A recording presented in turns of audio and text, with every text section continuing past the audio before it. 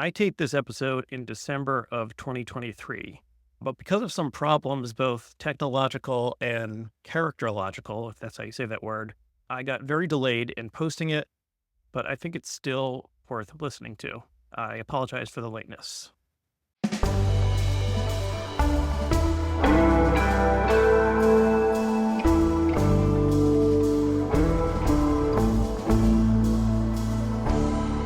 Hi, welcome to Culturally Determined.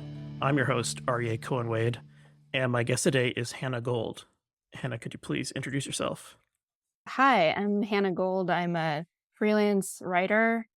I write criticism and fiction and essays, reporting sometimes.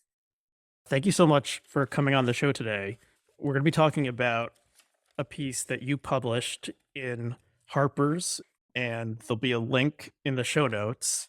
The article is titled Your Mind's in the Hands of Everything, Letting Go of Philip Roth. And it's about a conference that was held in Newark, New Jersey earlier this year that was in honor of Philip Roth's 90th birthday. Philip Roth died 5 years ago, so he was not in attendance, but I was in attendance Oh, for just one day. I only went to two of the panels. twist. Did not Yes, know. but you were in attendance for the full thing, which was quite a feat of stamina. Um, seemingly, Thank you. Thank you for saying so. yeah, I just like I said, I attended two panels and I was ready to head out at the end of this. And I've done a couple episodes over the years on Roth, who's I guess still my favorite novelist. And Oh, as wow. well, longtime listeners may remember, but I guess I'll reiterate that I grew up in a suburb in northern New Jersey that bordered Newark, and I'm Jewish as well, and so there's some additional parallels there. And then I got more into him after taking a class in college that was it was Roth and John Updike, and it was called like Mid-Century Moderns or something along those lines. And I liked Updike okay, but I kept at it with Roth, and then I have a sort of a completionist instinct, and so I read over the like next decade, like read all of the Roth oeuvre, but I haven't read any of his work in like 10 or so years. I haven't really gone back and reread except for one or two. Um, yeah, and then there's been so Roth passed away.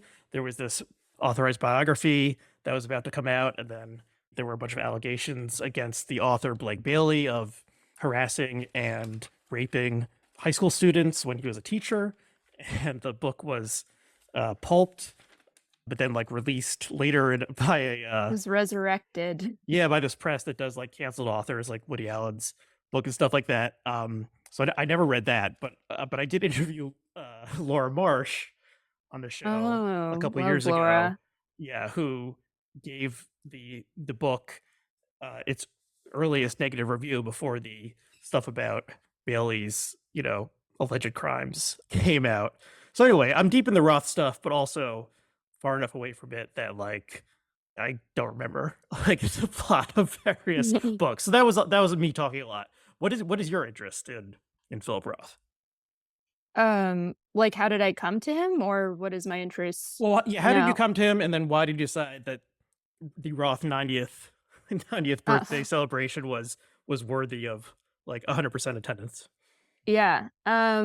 Well, to tackle the first part, I came to him in high school, kind of later in high school. I had a English teacher who recommended him to me, assigned me the Human Stain as extra credit, kind of in a backroom deal, because with my high school English teacher, and I don't know if I ended up writing anything about it, but I did read it, and I was very seduced by it, very kind of entranced and just curious about, who this guy was, immediately curious about the guy as well as wanting to read more of his writing, but I didn't really read it all at once. I sort of just, in the years since then, I've just steadily kind of worked my way through and also gone back and reread some of my favorites as I was working through. I haven't read like every single thing,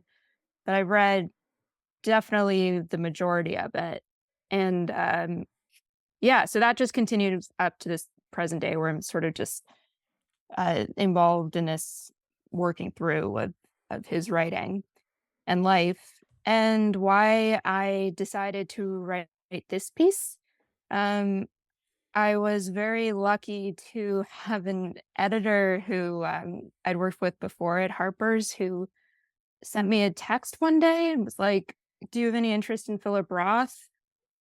I was like, "Yeah, I do." Like, I don't think I'd ever talked to her about it or anything, but I guess it probably seemed obvious on some level that I would be interested in Philip Roth. And then she mentioned that Harper's Well, wanted to. why Oh, why yeah. why would that be obvious? Um, I think because okay, a few things like have being Jewish and growing up on the Upper West Side, those kinds of things. Then also I think like the biographical stuff. And then I think for someone who's read my writing closely over the years, there might be I write a lot of criticism, and I've also started writing fiction of my own. And I think I'd like to think there's some sort of kindred spirit there, something in maybe a use of humor and kind of like over the top situations. And in any case, it was probably I've never asked her why. I'm purely speculating, but I'm guessing it's like a combination of those things. Uh, so yeah, Harper's wanted to send someone there, so they asked me to do it. I really don't know why they asked me to do it. I don't have like a firm answer on Why that. why did you say yes? Why did I say yes? Yeah. Well, a few reasons. I mean, I think for me, it just sounded like a really exciting challenge. Like, I wasn't, it was definitely an assignment that it was using a lot of things, a lot of tools that I'd sort of sharpened over many years of writing, but it was a new kind of task for me, combining reporting and criticism. And then as it turned out, some like memoir kind of stuff too that I haven't really done a whole lot of.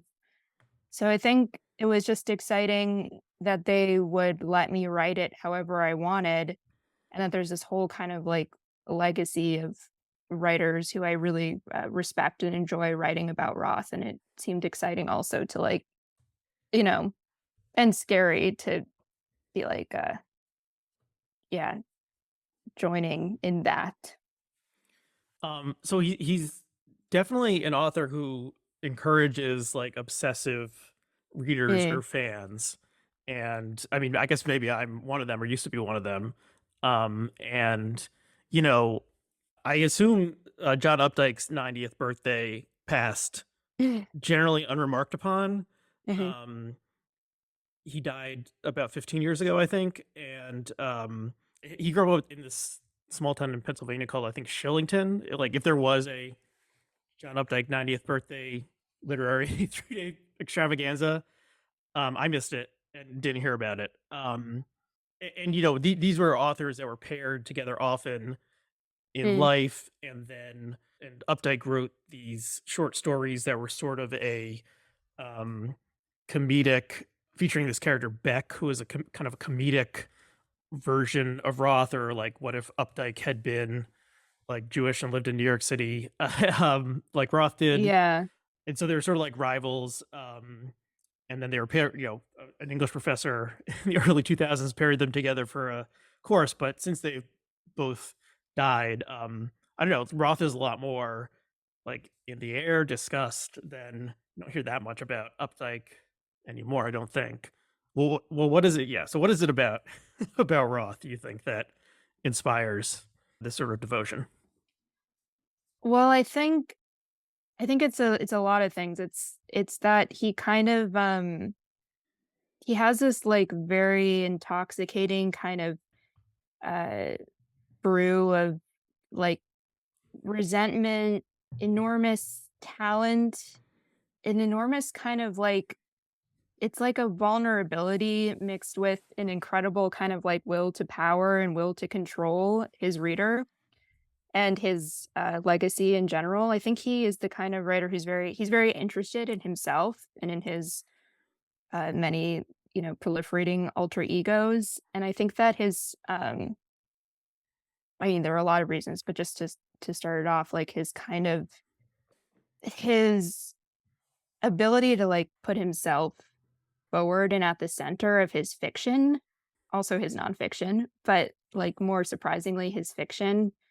I, I think that's very attractive to people. And then also, I think there's like this other part of it, which was like when he was kind of coming up, before I was born, that he was, but I think this has continued like to this day. The way that he wrote and the context he was coming out of, which was more like repressed, good boy, you know, please your parents kind of environment. And the way he came out with like this sort of like explosion of sexual and verbal energy and precocity, it gave license, I think, to a lot of his readers, mostly men, I would say, but anyone can take license from any work. He, yeah, I think made uh, a lot of people feel like the things about them they thought made them unacceptable or losers or something was actually a thing that made them like cool and edgy and like attractive to whoever it was they wanted to, um, attract and stuff like that. So, so you note that like there was a 80th birthday Mm. sort of version of this thing that happened when Roth was still alive, and they like dedicated like a like a library in the New York Museum or something along those lines. It was like honoring him, and there was readings and so forth. He was like insanely controlling in terms of his what he like allowed, like if he did an interview, he wanted to edit it afterwards and would like fight over the phrasing. And he had this long saga where he was working with an authorized biographer and then fired them. And yeah, it seemed like he really really cared about his legacy and or just in general how people would view him. So now he's finally gone. And how, I mean, maybe this is a impossible question, but like, how do you think he would view the event, like the posthumous event? I Mm. mean, I remember at the time thinking that the Blake Bailey situation like could have been a plot from a Roth novel of like, Zuckerman having a authorized biographer who turned out to be a sex criminal. Like that was like that could have been like a bad Zuckerman novel or something. Mhm. So how do you, do you have any thoughts on how he might have viewed this event? Because it seemed like Yeah, he was quite like he was like the lion in winter or something at the 80th, and everyone sure. the hometown boy coming back and everything. And now there's maybe more questions or criticism than there would have been 10 years ago. Yeah, I mean, it's an interesting question. I think it's weird. When I was there, I was very much in the mindset of like, weirdly, this piece is kind of like about me, and I don't want to think about what Ross is thinking if I can at all help it. Not that I could know, but I can certainly make it up. But I think he was someone who he created all of these plots in his fiction and in his life. He desperately didn't want to fall into those traps or be the butt of a joke or the butt of a plot. He wanted to, um, I mean, I think that he was at the same time like he was very engaged with life. I don't want to say that he was, that he necessarily wanted to opt out of something or that indeed he was able to.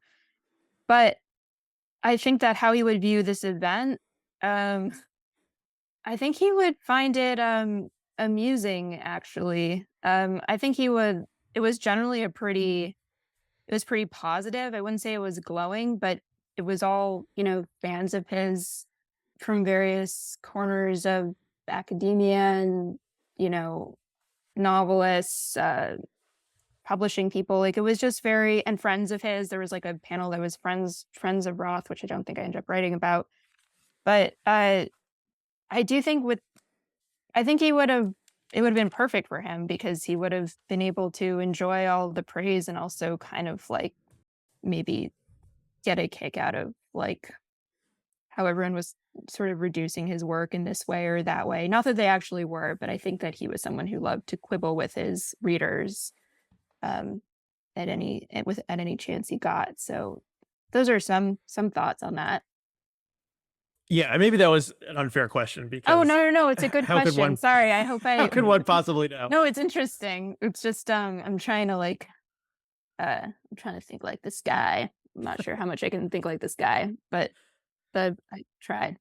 What did you think of the event happening in Newark?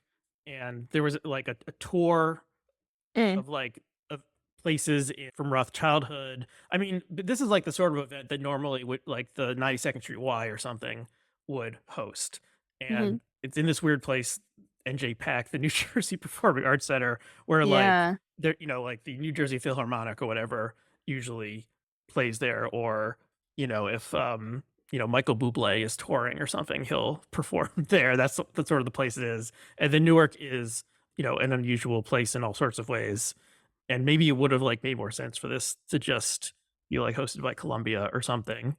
So what did you think of the Newark aspect, and did you learn anything from like the tour of getting to see the Roth the Oh, Rothschild home? yeah. I mean, it was cool. It wasn't I don't think I got, like, some sort of, great holistic kind of experience of Newark. I mean, I stayed in a hotel, so most of my experience was at in the hotel, which was Right, very and you have a nice. very funny Later opening. on You have a very yeah, funny opening to not the nice at piece first.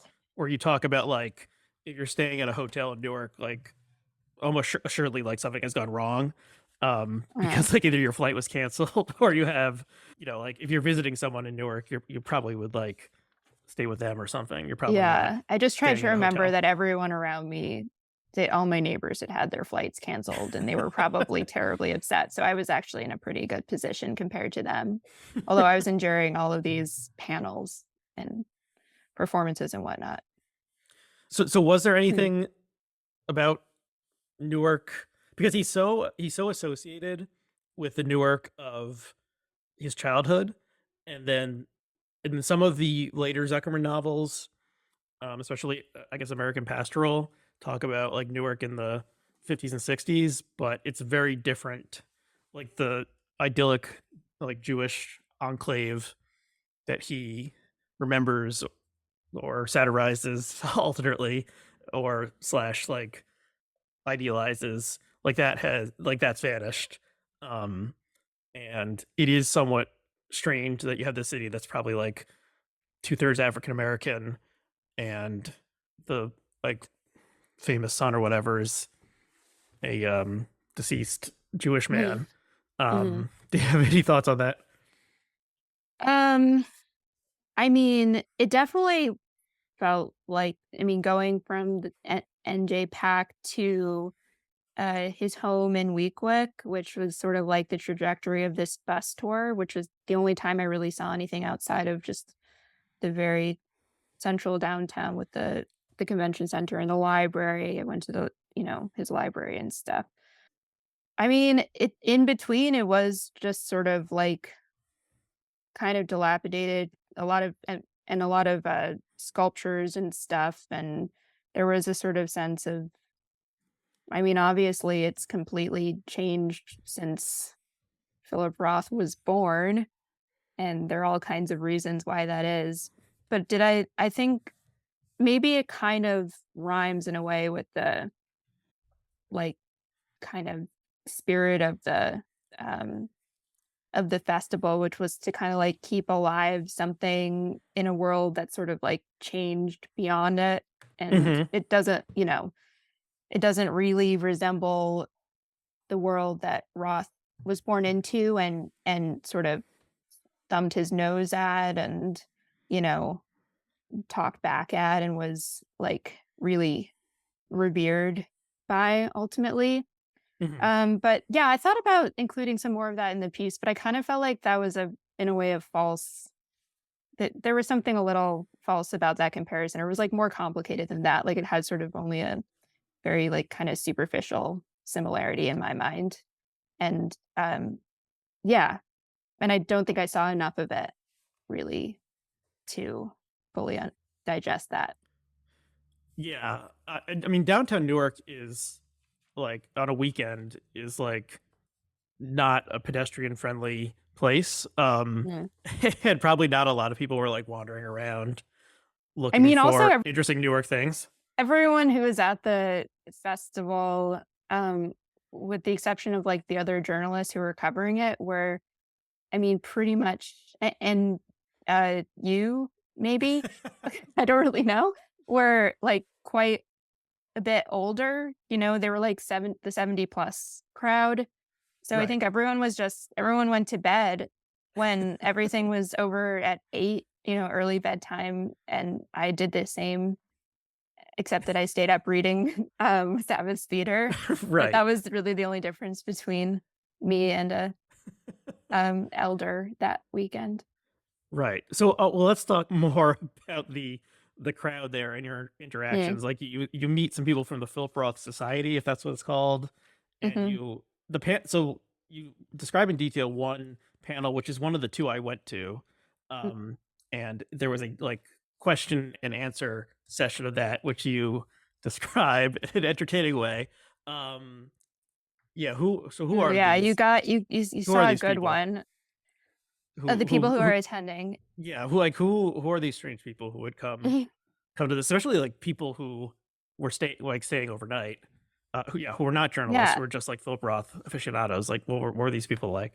Oh, yeah. Well, I don't know if they were staying overnight or what, but these people, were mostly I mean, they're definitely people that I feel like I don't know who these people are, but familiar with this type of person who, like, goes to the 92nd Street Y and, like, wants to save all the libraries and, you know, is, maybe Jewish, maybe not, but, sort of stakes some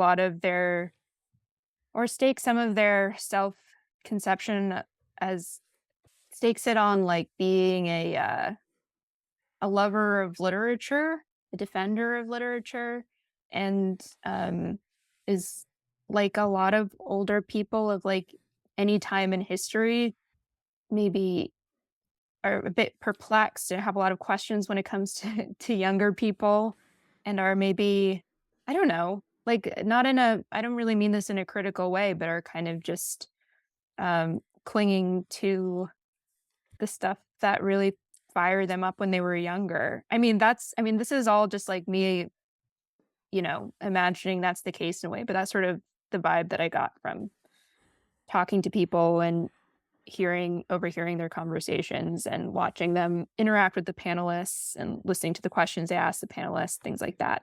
Hmm.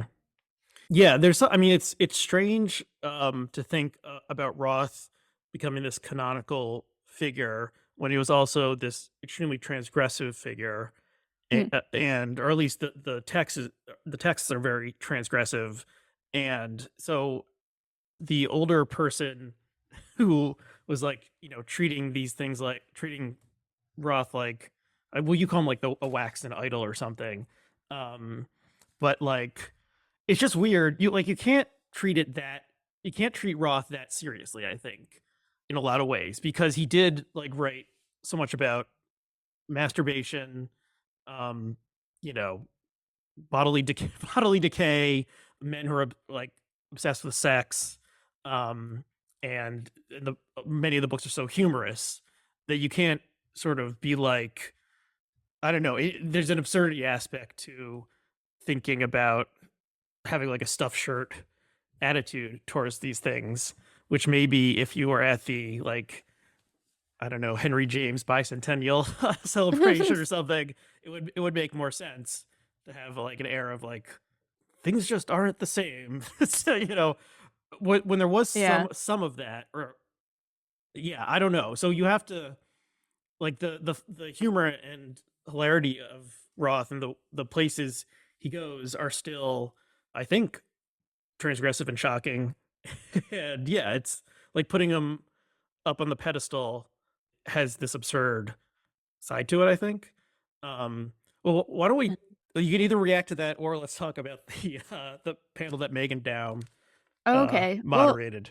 I guess just to respond really quickly is just I do think there is, like, an absurdity in it, of course, in taking that stuff seriously, but I also think that Roth, like, did take that stuff really seriously, and that, like, his, fans are kind of right to pick up on that in a way, like and I think it's honestly it's kinda like a hallmark of his generation or people who are a little younger than him that they're just, like, you know, the stuff that to them was really transgressive, like, they kinda think that you know, younger people maybe aren't as transgressive as they were. They have too many pieties and I don't Mhm. know, it kind of like um it seems like very much of the moment, like all of this, masturbation and liver stuff coming back. It's uh like it's been with us and people have been taking it seriously like for a long time.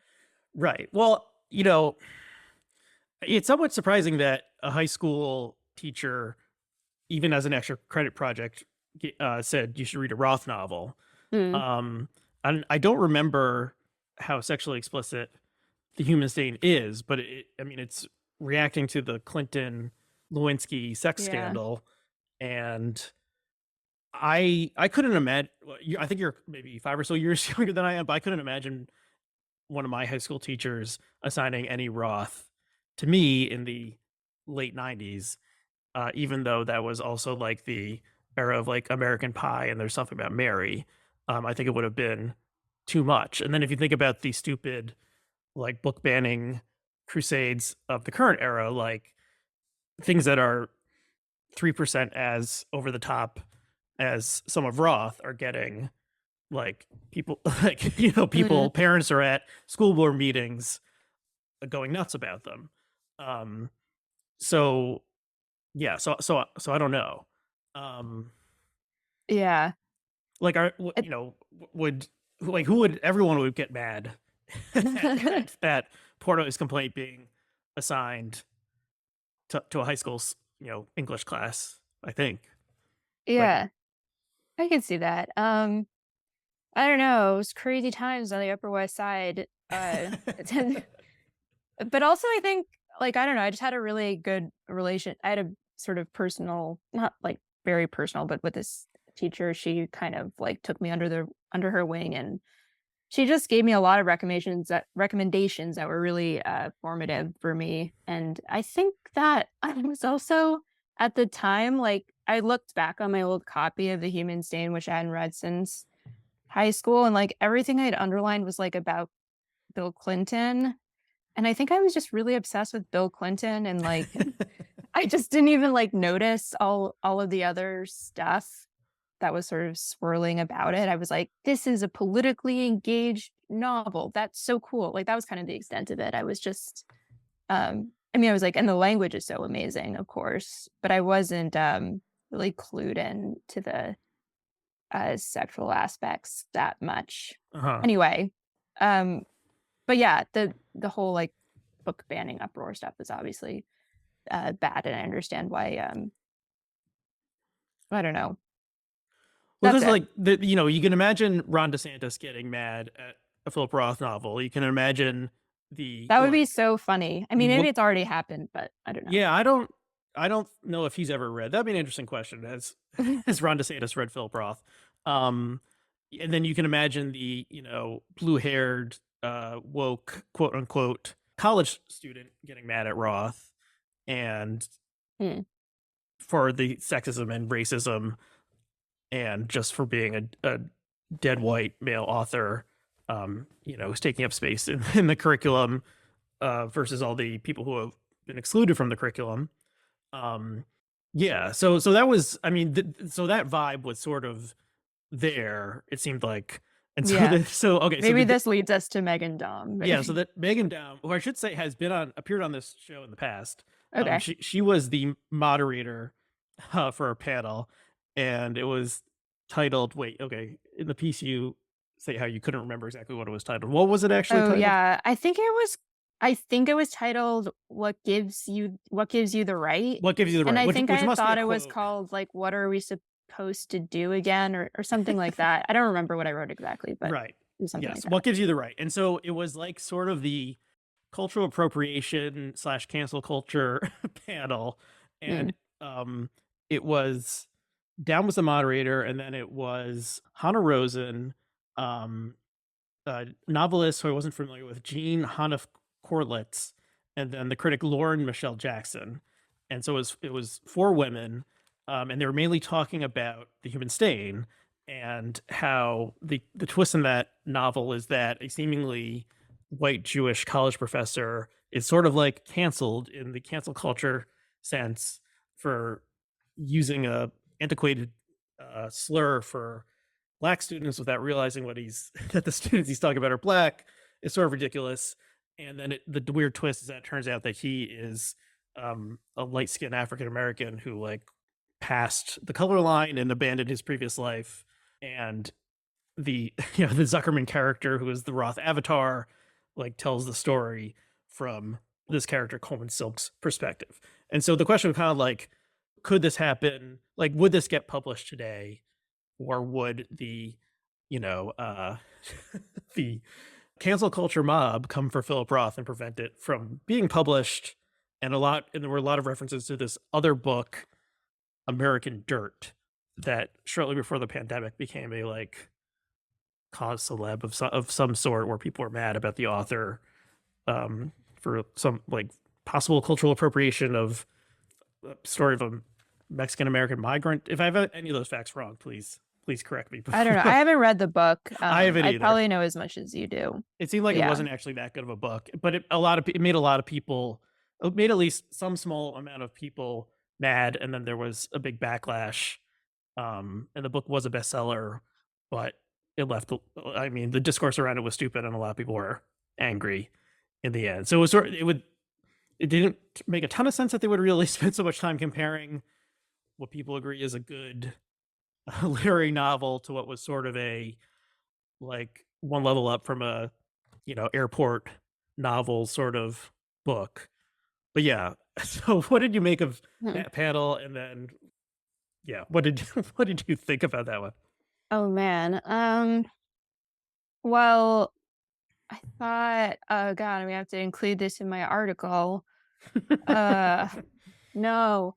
Yeah, it's the kinda stuff that I thought that there were some interesting things said about, like, I think when the conversation was more about the publishing industry, it was interesting. Not to say I agree with a lot of what was said, or I mean, I don't, uh but just that it was that the focus was on a sort of, like, why certain books get, like, these huge advances and get all of this, publicity, and these, like, PR teams, and, like, some of them languish and whatever. But in terms of, like, what it has to do with Roth, like, what I was sort of picking up on was that a lot of people who work in and around publishing, i.e., authors, have a lot of, um, feelings that I certainly understand and have felt at times about, like, all of the sort of hierarchies that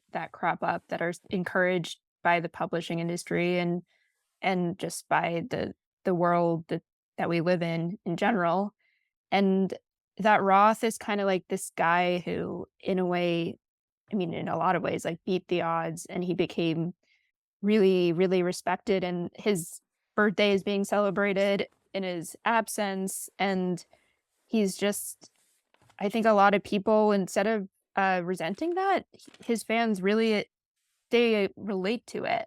Like, they feel like they have something in common with this super powerful, um, guy who had all of these, like, famous friends, and these big advances and everything. And they kind of, in ways conscious and unconscious, like, model themselves off of him.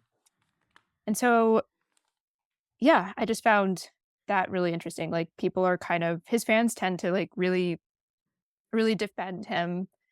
And even when they sort of allow for mistakes that he's made. they're sort of very, like, committed to his, vision. Like, I feel like they're very committed not just to his writing, which is incredible, but also to kind of, like, the way that he lived his life, whether or not, again, they're, like, conscious of that. So that was, like, one of those things that I was seeing, like, everyone kind of feels like they deserve to live like Philip Roth. But, like, I don't really mean everyone, but I just mean, like, a lot of people who, um, gravitate towards him, I think. Mhm. Like, it's that again, the pull of his persona and his actual, lived experience as it's been, you know, communicated to the masses, is very.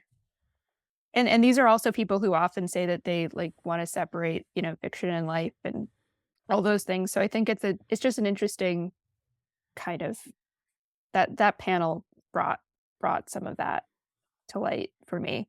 Uh-huh. And yeah, and this panel invited people to come to the microphone and ask questions, which I guess did not happen at most of the other panels. Yeah, it was so great. Right. And so, yeah, what you're making me think is like, how many people out there in America would feel some sort of like personal wound if, if someone was saying something really mean about John Updike's writing versus how many would feel that same wound Yeah. if someone was saying this about Roth. Um, it seems like a lot more about Roth. Yeah, people are like, "John Updike?" They're just like, "Yeah, screw that guy. I don't Yeah, and care." I mean, at the time, I think Updike was the more popular, like more of a bestseller type person, and was also more of a like participant in the culture who would write for the New Yorker constantly, whereas Roth almost never wrote for magazines. Um, but yeah, but I and then are there who else like who is a similar figure to Roth where people like carry the persona or something or the like meaning of the person like so close to them. I don't really no one is immediately coming to mind. Um Mhm. so that is unusual as well. Um one of the thing I mean, it seemed like the panelists, at least some of the panelists sort of wanted to be like they wanted it to be the case that Roth was able to write The Human Stain, a great novel in the year 2000, and in the year 2023 he would not have been able to write the novel, or it would have been a lot harder for him to have published it, or if he weren't famous, he couldn't have gotten away with writing this. And that's impossible to know. But I mean, there was pushback within the panel about this Mhm. idea. But I mean, the thing that I was thinking during that, which was like, I mean, basically, the a lot of it came down to this argument of like, can a white writer write a black character? Etc., Yeah. which Mhm. is stupid and annoying in general. But like no one, I mean, they sort of found the one like novel in the Roth oeuvre that like where people could have this fight once again. When if you look at the like half of his novels are about someone who was born in Wequahic, Newark, New Jersey, and is a Yeah. writer and is Jewish, et cetera, et cetera. So he I was mean, like so yeah, The Human Stain's kind of about that too, in a way, so it's. right. I mean, that's a Zuckerman is in that book. And so like Roth was like the most like telling your own story, like own voices sort of writer in some ways of like the Sure, yeah. post-war era because he just turned again and again into like some variation on biographical details of his own life or inserted a fictional version of himself like like in Operation Shylock is ostensibly nonfiction in which Philip Roth, the author, is the narrator, and like yeah, so he if anyone is like he explored it this idea of like telling your own, your own story Yeah. based on your own biography I mean, it more sounds than like anyone else. nonfiction, but it's ridiculous. I Right. mean, yeah. But no, Um I know what you mean. Yeah. Yeah, so I'm not the type of person who would get up and speak into a microphone at an event like that. But that was I was thinking like, is anyone gonna say this? That like, Roth just like wrote again and again about someone who is more or less identical to him. And like is that what does that mean today? I don't know. But yeah, there were a lot of interesting people who came up to speak and ask a Yeah. question. And I'm glad those people And got they were to. very much speaking in their own voices too. I was happy to report. I mean, these people sounded like they could not have sounded otherwise, you know? That's So, right. That's I that's mean, a the good people who point. came up and talked, to me, Yes, it pose was their a cast questions. of characters that I'm glad they got to like share Yeah, their perspective. Um, so part of we're maybe moving towards the end of our time here, but part okay. of the um, the subhead is letting go of Philip Roth, and I don't know if you wrote that or not, because usually editors write subheads, and letting go is the I actually did write that subhead. I didn't write the headline, which I okay, think well, is it's a so good subhead because letting thank you. go is Roth's first novel after Goodbye Columbus, which is a novella, and I read it when I was doing my completionist thing. I read it and I hated it. But how did you feel that that this process was in a way of like moving past Roth or getting over Roth or something, or if that's not an accurate portrayal of it, how would you think about that? Wait, can you say that again? How did it help me move past Roth, or Well, how when is you were it? done at the when the thing was over, did you Uh-huh. feel like time to move on from Roth, Oh, okay. or did you feel like you're cast into you're like stuck in the Rothian abyss, or what? Well, I mean, it's true I haven't read another Roth book since writing that piece, but I'm sure I will read him and reread him for as long as I can read. Um, I think I mean, more it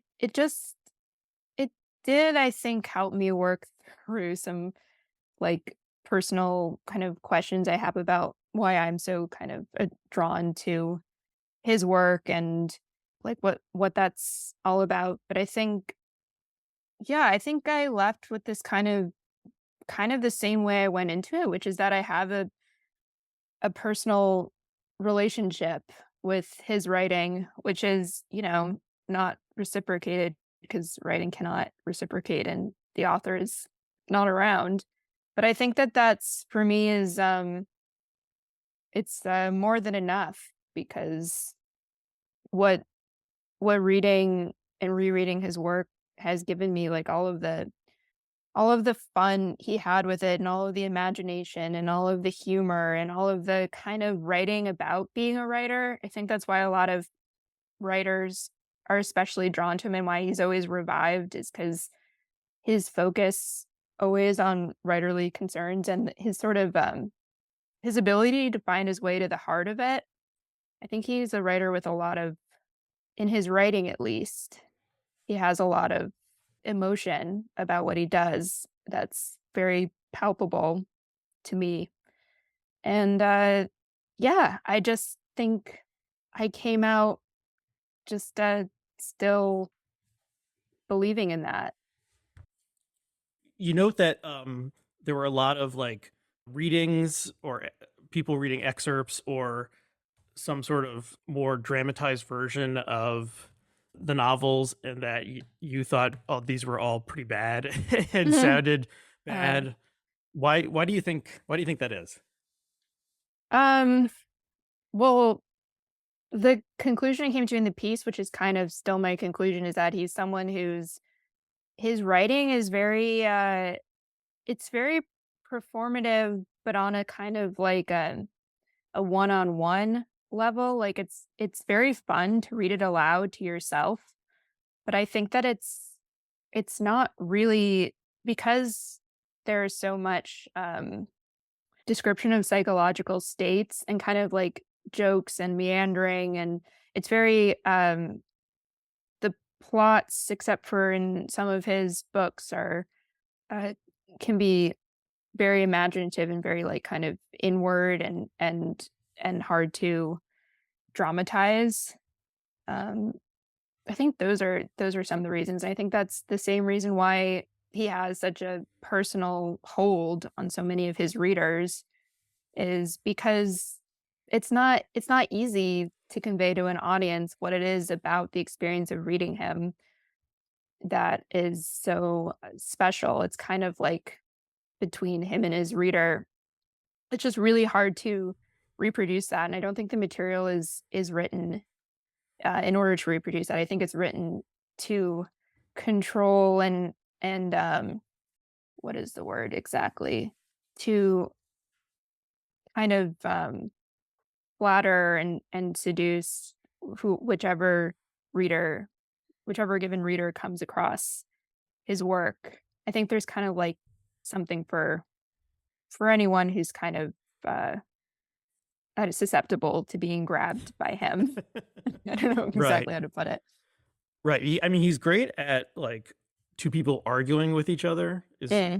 it has all Yeah, these he set is really good pieces. at dialogue too, so you would think it Right. would be But easier. maybe yeah. But like the sentences are so long, Mhm. and and sometimes he would do like solid paragraphs of two people like yelling at each other, but with no paragraph breaks. And yeah, maybe Yeah. it just doesn't. It was never meant to actually be performed or read aloud. And almost all of the film or television adaptations of his works have been like commercial and artistic failures, possibly with the exception of Yeah. the Plot Against America HBO show. And then there's also you mentioned this stage show of Sabbath Theater, but it's like just a very small part of the book or something. And who is the performer of that? It's the guy from Oh, John yeah, Turturro? John Turturro. Um, but yeah, it is. I thought that was interesting that you thought all of the, even though you had like renowned like actors performing them, you thought it didn't quite work. Um, Yeah. I think some of his books would actually, like, work better. Like, one of my favorite of his books is The Prague Orgy, and that's, like, almost all dialogue. I think that would be like, I could almost read that like a play, but I don't think people are very interested in that necessarily, and also it could be really awful, like, really, really awful to do that. So, I don't know, I think, like, he has taken a stab at writing things that are very, that are play-like, also deception, which is just awful, but, that's the one um that's fully dialogue. yeah, it's just so bad. Yeah, he has some But stinkers yeah, among and them. but anyway, that's why I think they don't generally work very well. Um, do you think there will be a 100th birthday celebration in 10 years? And would you want to attend such an event? I think anything's possible. I say that I mean, well, okay, what's not possible is my attendance. I would not attend. But I think it's very possible that it would happen. I think yeah, I mean, I I don't see how that wouldn't happen. Um, but yeah, I think I got my fill. Um, I'm you know, I'm not convinced that this whole like performing of legacy thing is my favorite thing to participate in, but I think it's an interesting endeavor and that, you know, it's cool that like fans of a certain writer can kind of like all convene, even if they're all antisocial older Jews and non-Jews. Uh, so yeah. Yeah, Well, that's are well you put. gonna go? And I mean, You're gonna go, if there aren't is you? one in 10 years and I'm still living in northern New Jersey as I am currently, I have nothing better to do that weekend. Maybe I will go. Yeah, but I did not do the full, I was there for Yeah. half a day, and you went a deep. But yeah, but I was paid to be there, so it was okay. I think Right. the prospect of going back unpaid out of pocket, I don't know if I Yeah, would. I think that the panels were only $10 or $15 each. So whereas Oh, that's the good. things for like the Matthew Broderick reading whatever was like $100. I was like, Oh, I don't dang. even know if I would go that for free, but definitely I not was for a in the hundred lap of dollars. luxury. Didn't even know it. Okay, anything else you want to say about Philip Roth or Rothdom, as you named the strange world you encountered for a weekend, before Uh, we wrap up? no, just thank you so much for having me and for being interested in the article. and in Roth. Well, thank you for coming on. And so the link to the article will be in the show notes. If people want to follow your work, where would you point them? I have, like, my Twitter account? My my Twitter is at togglecoat. Uh, yeah, that's because I made that account while I was interning at a men's magazine, a fashion magazine, Uh-huh. so it's yeah, that's there. I have a website, but it's a Tumblr, so it's hard to find.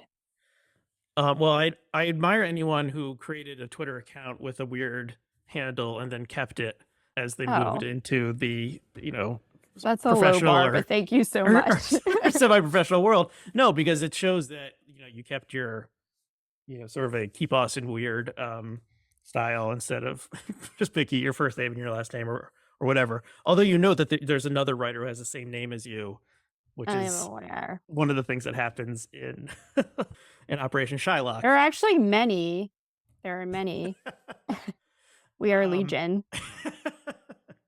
okay, well, thank you, Hannah, for coming on. Thanks to all the listeners out there. They can rate and review and do stuff like that if they want to. And we'll see you again next time.